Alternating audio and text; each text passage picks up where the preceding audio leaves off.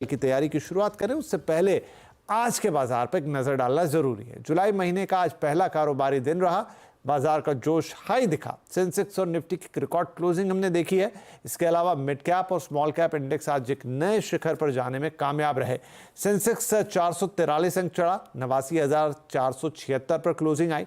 131 point की तेजी के साथ निफ्टी भी 24,142 पर बंद हुआ। आज सबसे ज्यादा तेजी आईटी में दिखी, मेटल में दिखी, एफएमसीजी शेयर भी तेज थे, लेकिन एनर्जी, सीपीएसई, रियल्टी शेयर ये आज दबाव में नजर आए। तो मोटे तौर पे ये आज बाजार का नक्शा था। इस दौरान आज बड़े निवेशकों का क्या हाल रहा? एफआईआईज ने आज बिकवाली करने का मन बनाया और 426 करोड़ रुपए से ज्यादा की बिकवाली की। उनके सामने डीआईआईज ने काफी खरीदारी की, 3,917 करोड़ की खरीदारी करते हुए डीआईआईज नजर आए और इसी खरीदारी के बदौलत हमने मार्केट को इतना चढ़ते हुए भी देखा। तो अब यहां से कल का बाजार कैसा दिखाई दे रहा है? तो मानस जी, बाजार में उस तेजी का जो बुल रन है उसका सिलसिला अभी भी जारी, लगातार नए शिखर, नए रिकॉर्ड्स, नए हाई। क्या ये सिलसिला कल भी ऐसे ही जारी रहेगा? नमस्कार विपिन जी। तो देखिए, ये जो सिलसिला हाई टॉप्स हायर बॉटम का जो ट्रेंड है, मेरे ख्याल से ये कंटिन्यू हो सकता है। कम से कम 24,350 और उसके ऊपर 24,600, ये दोनों टारगेट आपको सेट करके चलने हैं। तो अगर हम करंट लेवल से देखें तो करीब 500 पॉइंट की तेजी अभी भी देखने को मिल सकती है।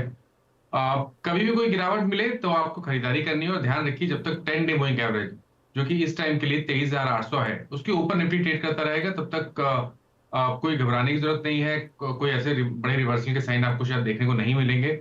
इसलिए गिरावट पे खरीदारी करें, लेकिन टारगेट बड़े सेट करें 24,600 के आसपास।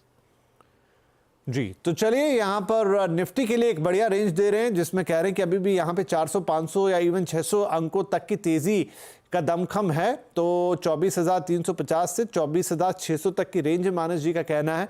और जब तक अपने 10 डे मूविंग एवरेज यहाँ 23,800 के ऊपर निफ्टी है, तब तक का वो इसी टेरिटरी में यानी कि बुलिश ट्रेंड की तरफ ही दिखाई देगा। फिलहाल आज 24,142 की क्लोजिंग, कल के लिए 24,350 से लेकर 24,600 तक की रेंज मानस जी ने दी है। इसके अलावा मानस जी, कोई स्पेसिफिक शेयर्स जहां कल आपकी नजर रहने वाली है? बिल्कुल, देखिए 3 स्टॉक नजर में है। सबसे पहले तो सीमेंट स्पेस पे ध्यान रखिए। अंबुजा, एसीसी, अल्ट्राटेक जैसे स्टॉक्स ने ब्रेकआउट दिया है, तो मेरा जो रिकमेंडेशन है वो एसीसी पे रहेगा। एक फ्रेश ब्रेकआउट एसीसी में देखने को मिला है, तो 2679 का आपको स्टॉप लॉस लगाना है और 2875 के टारगेट सेट करने हैं एसीसी में, वो खरीदारी कर सकते हैं। एबीएफआरएल ने अपने 20 डे मूविंग एवरेज पे फाइनली सपोर्ट लिया। एक फ्रेश ब्रेकआउट इंट्राडे चार्ट पे देखने को मिला है, तो पिछले हाईस टेस्ट हो सकते हैं, शायद उसके पार भी स्टॉक निकल सकता है। तो 340 के टारगेट के लिए एबीएफआरएल में खरीदारी करिए। 317 रुपए का स्टॉप लॉस लगाएंगे।